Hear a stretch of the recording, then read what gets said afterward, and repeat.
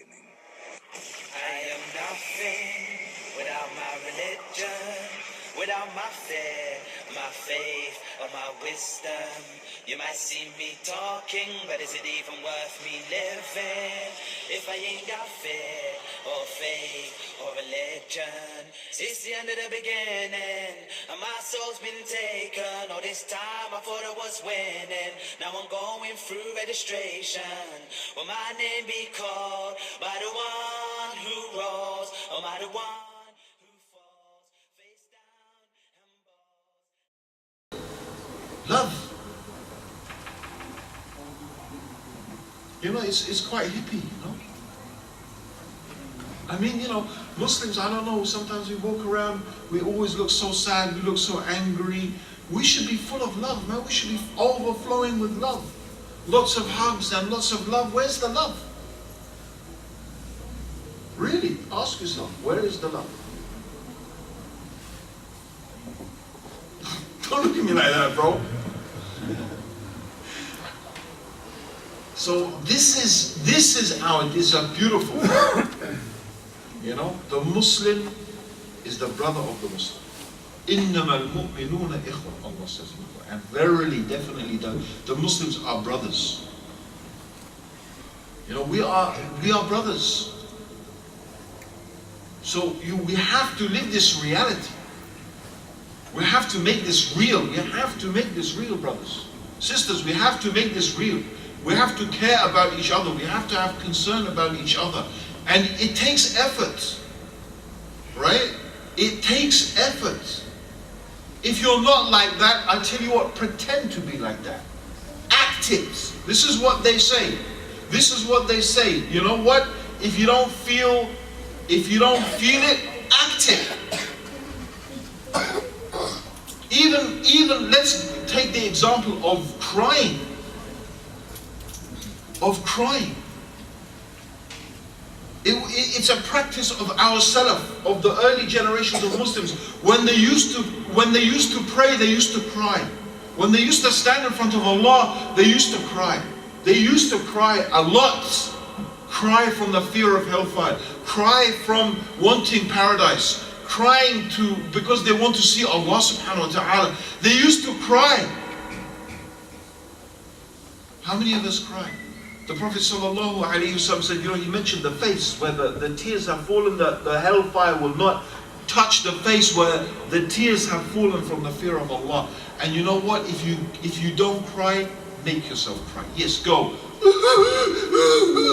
Force yourself, act it. You'll feel stupid, you will, but believe me, make yourself do it. Make yourself feel the fear, the shame that how can you remember Allah the way He deserves to be remembered? Think about these things. Make yourself cry. Because you'll start to feel it. When you do, it's the same. Just if you make yourself smile, if you make yourself cry, you'll start to feel. This is what our Salaf used to tell us. Who does this? Who does this?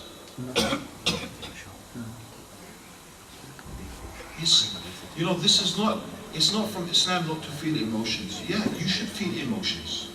You shouldn't let your emotions rule you. You shouldn't let your emotions make you do stupid things. Yes, that's true. But love is an emotion.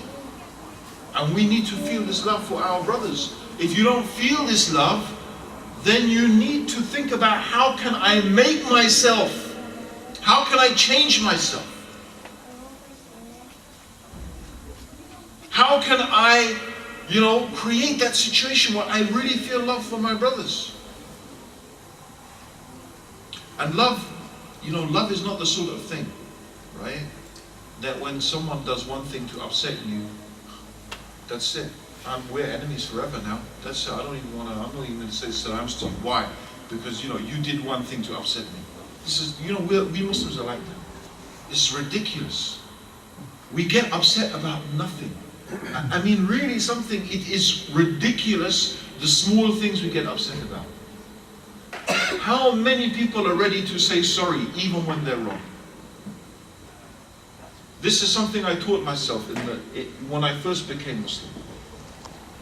This is something I taught myself. I would say to so many brothers, brother, please forgive me. I knew he was wrong. In fact, he hurt me. He offended me. But you know what? I would make myself go, and I would swallow my pride, and I would make myself say sorry. Because you know what? I don't want, because anyway, brothers, think about it.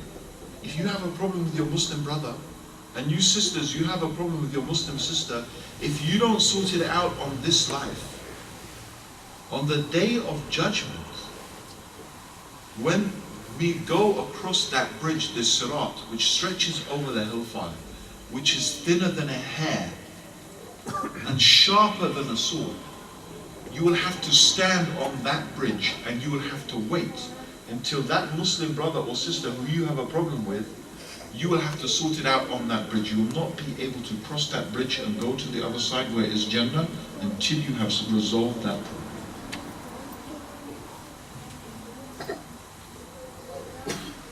So is that what you want your problems to be resolved then? Why? Don't hold things in your heart. Don't hold bad things in your heart. The Prophet ﷺ, he didn't even like people to come to him and tell him bad things about people.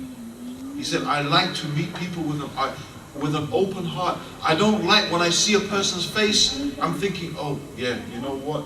That's what I heard about this person. See, this is part of our etiquettes. We shouldn't backbite. We shouldn't slander. We should be very, very careful about what we say and what we hear about other Muslims. And this includes wherever they may be, right? It's shocking to me how quick people are to attack a group of Muslims based upon things they have heard from the lying media. Now, I particularly, right? I mean, not all media tells lies, of course not, right? But there's enough lies and enough distortions, and I have been at the end of those lies and distortions myself enough time. How can we trust what they